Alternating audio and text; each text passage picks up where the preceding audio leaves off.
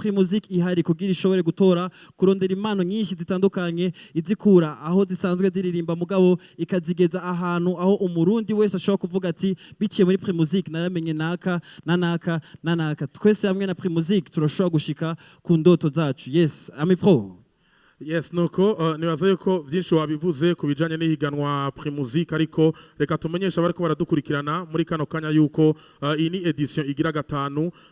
Umuririmbyi azotahukana ikibanza ca mbere azoba abaye wa gatanu kuva ihiganwa Primusic ritanguye. Yes. Kuko ni ihiganwa ryatanguye gutwara witwa Niyinzi Jo Rally, abenshi bamuzi ku izina rya Rally Jo. Irya kabiri ryatwaye Patient Matabaro, abenshi baravyibuka.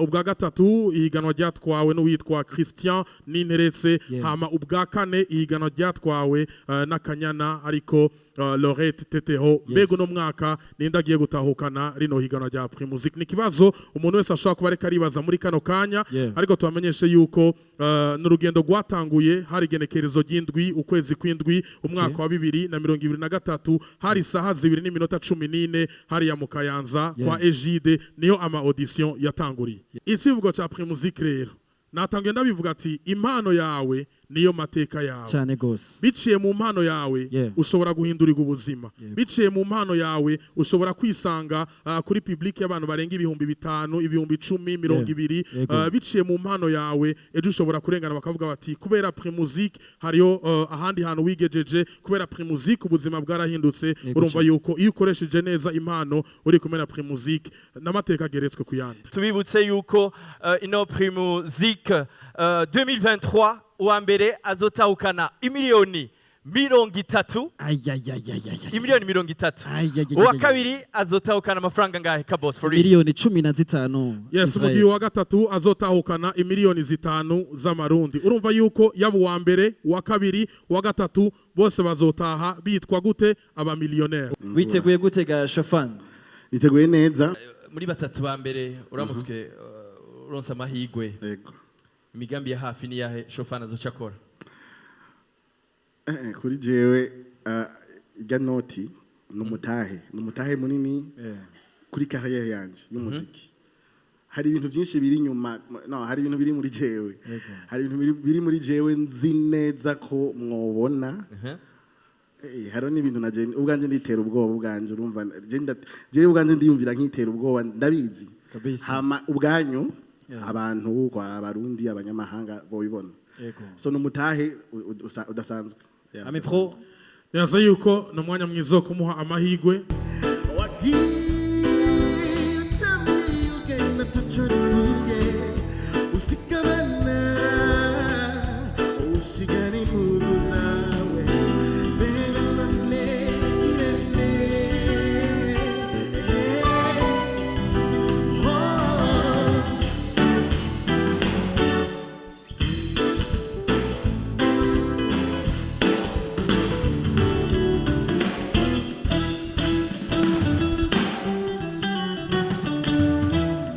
Cedric umeze neza? Yego. Umeze neza? Yego cyane. Ndabarukije mwese. Muri uno mwanya wumvemerewe gutega Cedric ko arasiga kuyogira muri demi finale. Kuri umunezero udasanzwe kubera baruka baruturusha. Yes, uno munsi wifitiye icyizere ikihe kikwereka yuko itariki 30 ukwezi kw'indwi hariya mu ntara ya Gitega kuri stade Ingoma bazobwe bati tuware Cedric niwe atahukanye ihiganwa. Icyizere bifise nuko naragerageje guteza imbere ingabirano yo kwirinda ndetse imbere kurusha kugira uyu mwaka ashobore gutahukana Primusic.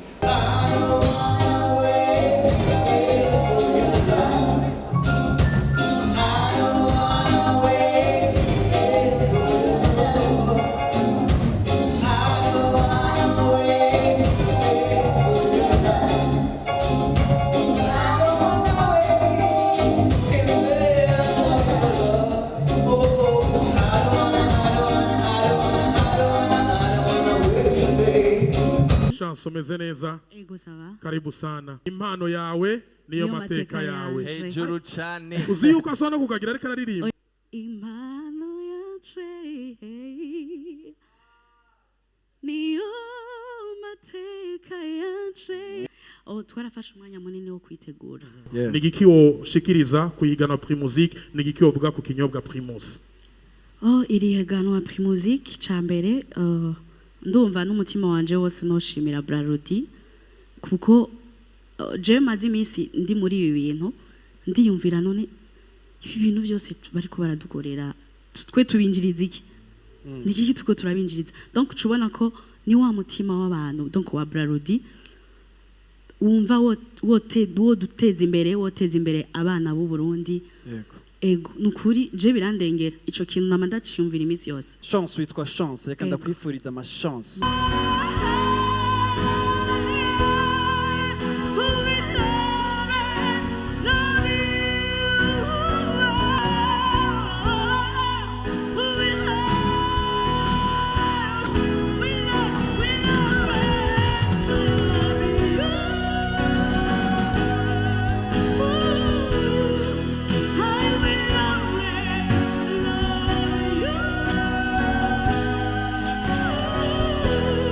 urafise iyo confidence yo kumva yuko finale uzoyigera ko Destin ya kwizera kurahari yuko uzoshikana akajambo kamwe kuri Primusic na Primus ya ikintu nobwira Primusic na Primus canke Brarudi muri rusange nuko nobashimira cyane ko Imana ikomeze kubahezagira bamwe bashigikira n'abandi benshi atari twebwe wifurize amahirwe masa hari igenekerezo rya 2025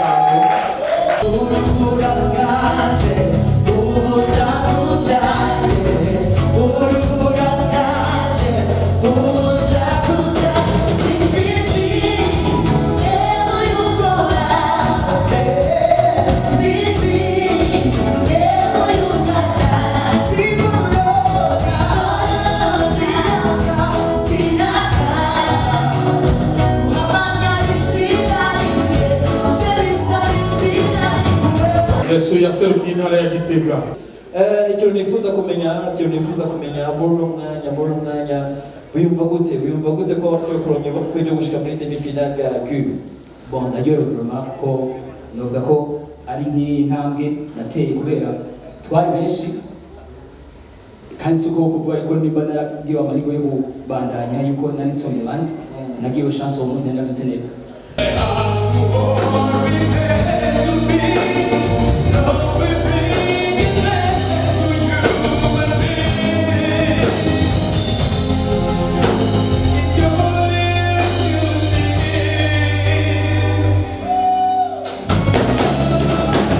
Yes, kubera n'akanya kariko karaturega hari ibibazo bike tugira tukubaze nshaka kumenya dose miliyoni 30 kuwa mbere dose 15 kuwa kabiri dufise 5 kuwa gatatu hamwe woramuka utwaye kibanza ca mbere ujya munsi igenekerezo rya 30 bakavuga ati Eric ni watahukanye rino higanwa ayo mafaranga uzoyakoresha iki ariko nyuma y'iryo higanwa nibihe bintu ugiye gukora nka Eric wamaze guplaninga kuva ukimara kumenya yuko ugeze muri demi finale Echambere na mbere numva fiti inyota cyane ndumva fisi inyota gukuza ingabirana iri buri jewe ndafite amalbum menshi ndimbo namaze kwandika mugaheze mu bitabo mu makaye ivyo nabiryoherewe cyane ncengira ko mvuga kino kintu umunsi kuva muri preselection je nakoresha indimbo ziwanje na compose gushika no muri quart de finale kandi ndimbo yanje nakoresha muri quart de finale nabonye yaragize ama like menshi cyane gose bavuga ngo iyo ndirimbo ni sawa bintera kumva courage kuvuga kumbe indirimbo zanje nanditse ziraryoshe bwa bundi ndose uburyo nozishira ku mugaragaro rero numva fise inyota ndazifise ni nyinshi cyane cyane zakaranga k'igihugu ndazifise ni nyinshi Imana ifashije nkashikira kubwo buryo yobara amahirwe yanje kugira ngo nanje simbataza akanga k'igihugu cyacu cy'u Burundi kamamare no mu bihugu bituhanye imbibe kugira ngo babone uburundi koko icyari cyo. Yes, nuko nibaza yuko twokoresha umwanya neza n'umwanya mwiza rero wo kuja kuri stage kugira ngo twereke performance yawe. Hari akaririmbo bakunda kuririmba iyo umuntu aryohewe. Iyo turyohewe ko Primusic ihari turirimba duti ivyo bintu ni Yesu yabikoze turanezerewe. Umwanya ni gwawe Eric. Nanezezwa n'ukuboko kwa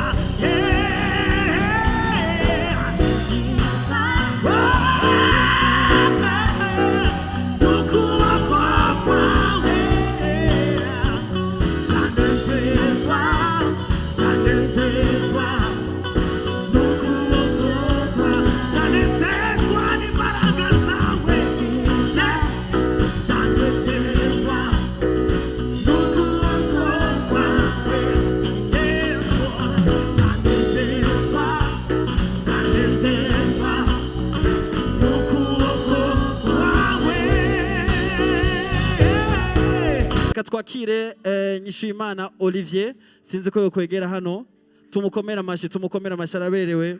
Nyishimana Olivier asanzwe aseruka intara ya Bujumbura. N'urugendo rutari goroshe kuva ugitangura kugera aho ugeze no munsi. Ndashaka utubwire byari imeze gute. Turahera muri audition uri kurahiganwa, mwari benshi muri ko murahiganwa, ariko warabandanyije urashika muri regional naho nyene urabandanya. Rwari urugendo rumeze gute? Ducire ku mayange utubwire uko byari bimeze. Nari nifite confidence ubwa mbere kandi nari nzi neza ivyo ndimwo kandi nari nzi n'ivyo ndiko ndakora. Rero ntabwo nagiye hama nshoboye kugirirwa iryo bakwe nkaba uwa mbere. Wowe uri umuntu w'umupapa ndibaza urabizi, nagenda umusore imigambi iruzuye cyane, ahubwo Imana yodushoboza twaronka ubwo buryo, ndibaza mwobibona bikava mu majambo bikaja mu bikorwa. Neza yuko nta kindi gisigaye, reka tumuhe umwanya, ariko bariko baradukurikirana imiriro myinshi, tumukomera amashi menshi hama agende gutwereka impano yiwe.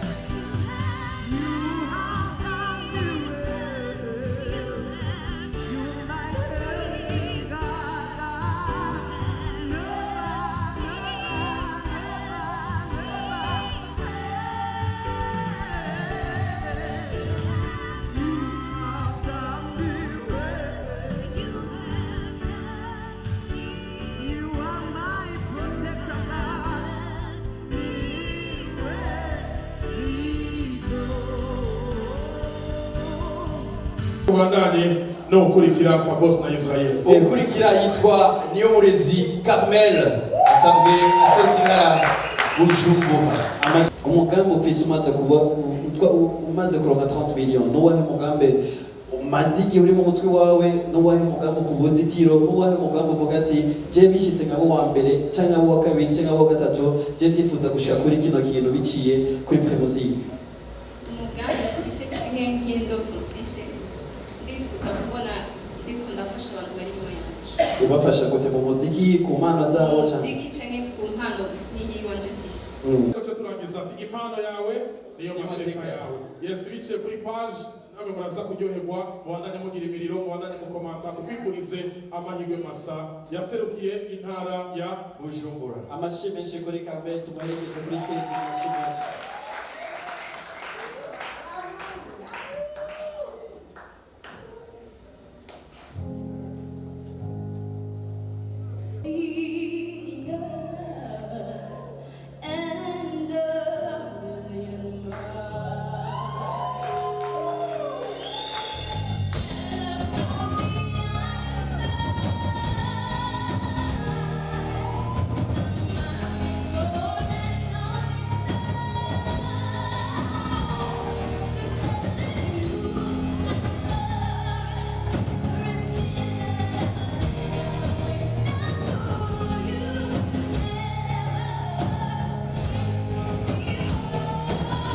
Yes, nta bibazo byinshi tuzakubaza, ariko ikibazo cya nyuma miliyoni 30 ziri ku meza, kuwa mbere 15 kuwa kabiri 5 kuwa gatatu, hamwe byoshika amahirwe akagwa kuri Elwa Zoyihaya.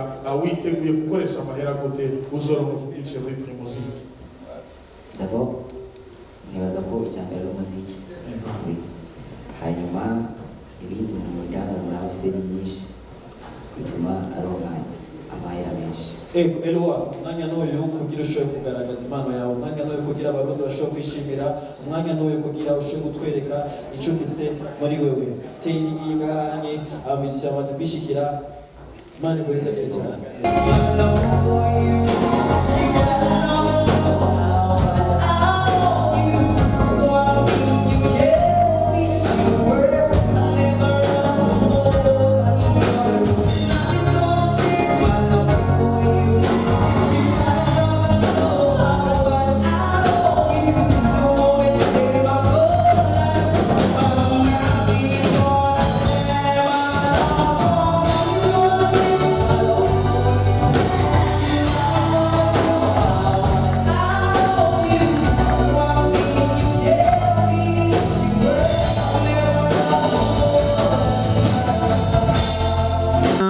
ufise ijwi ryiza mama Merci. vuga turakoze cyane vuga ati Murakoze n'ubuntu cyane. bw'Imana umeze neza Gasara Ego ni sawa urugendo cyane. rwari rumeze gute kuva i Bujumbura mu ma audition kugera aho ugeze uno munsi Ntibyari byoroshe.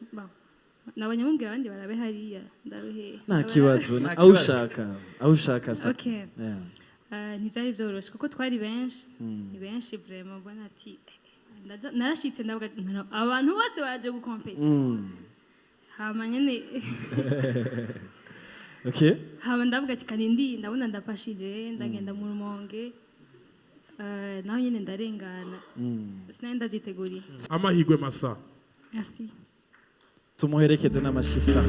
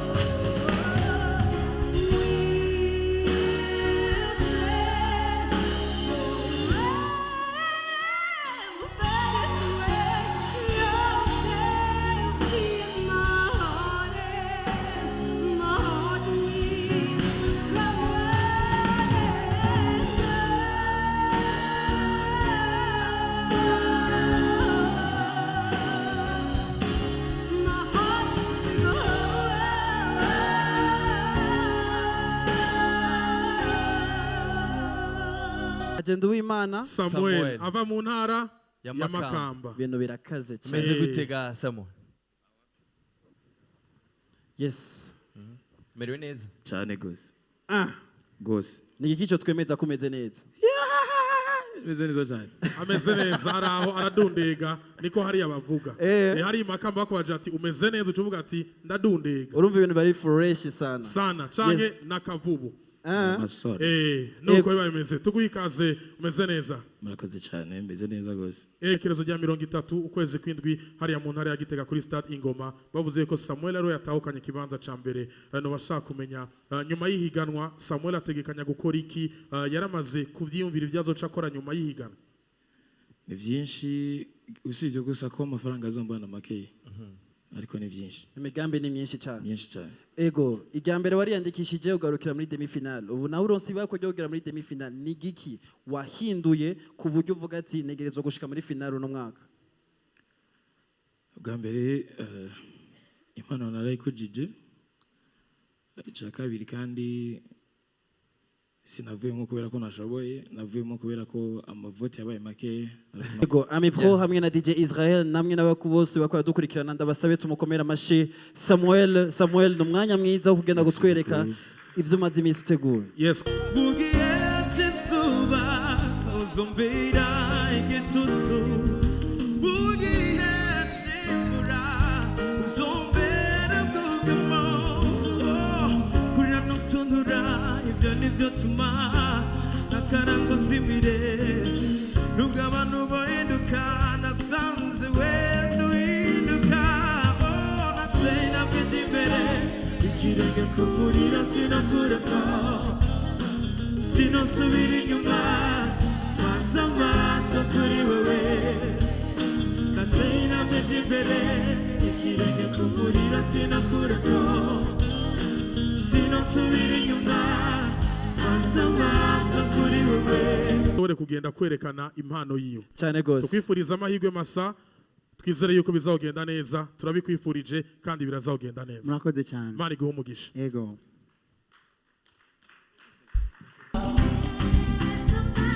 ikundukiriho bugehowe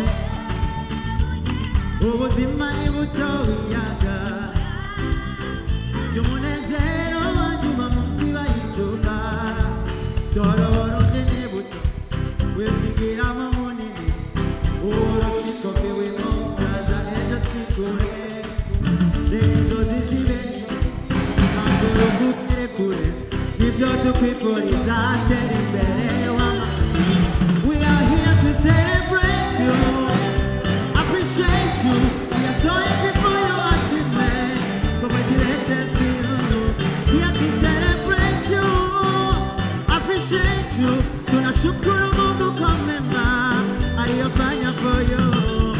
Ay mama se ay mama se bora mama. Ay mama se ay mama se. yari talk show yateguwe na Primusic. Ndakwibutse kandi yuko turacabandanya na runo rugendo, abanyi 12 nibo baronsi bakujya kugera muri demi final, hakazoba hariho nabandi bazoronka ibakwe byo kugera muri final. Ndakwibutse kandi yuko uwa mbere azoronka miliyoni 30, uwa kabiri azoronka miliyoni 15, uwa gatatu nawe aronke miliyoni 5. Sinarijengene yari ka boss for real, narinzi kumwe na DJ Israel hamwe na Ami Pro. Nuko nkuko mugenzanje Kabosi yabivuze, dushimire umuntu wese arakara dukurikirana, dushimire cyane igana Primusic uko ryaje hageze, dushimire abanyempano 12 bashoye kwerekana impano zidasanzwe muri kino kibanza, ariko tubamenyeshe yuko demi final ni tariki 23 za kuno kwezi, mu gihe final izobera mu ntara ya Gitega neza na neza kuri stade Ingoma. Azo hari genekerezo rya 30 ukwezi kwindwi umwaka wa 2023. Dushimire abantu bose bariko baradufasha, ariko nitworeka kubabwira yuko aba brand ambassador ba Primusic buno mwaka no witwa Girekwishaka Boniface, abenshi amuzi ku izina rya B-Face on the floor, hariho niyo nkuru Akbar Yusuf, abenshi amuzi ku izina rya Kiriku Akili, hariho Mugisha Jean Junior Double J, hariho kandi na Nishimwe Esther Nice. Imana ibaho Mugisha. Tubibutse kandi ko no muri jury azoba ari Mugisha Amil, Kolida Magic hamwe na Francis Muhire. Merci beaucoup. Yari talk show Primusic 2023, Kabos for Real, DJ Israel, Ami Pro. Imana ibahezagire mwe mwese mwadukurikiranye.